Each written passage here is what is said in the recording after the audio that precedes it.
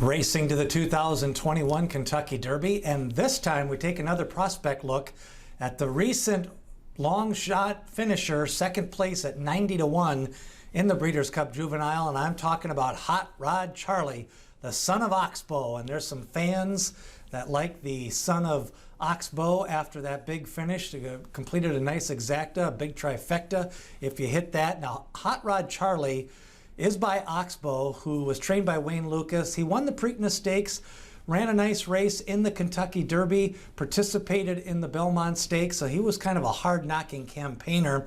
He's had a few crops out there already, not really ever that big horse, but he's the type of horse that if you breed to race, he can get you a good horse for the price.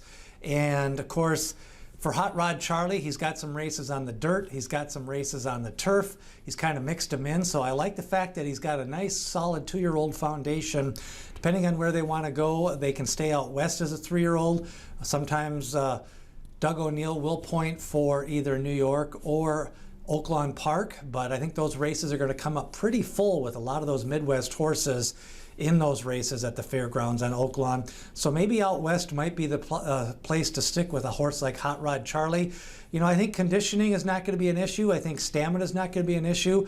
The question for him is going to be pace, and is he going to get full fields, and kind of where that shakes out. With Santa Anita right now, not a lot of horse population out there, so he may be the type of horse that doesn't look good early on as a 3-year-old when they just don't have the horse field size and some of the stronger paces that he's going to need to allow him to do some of his better running.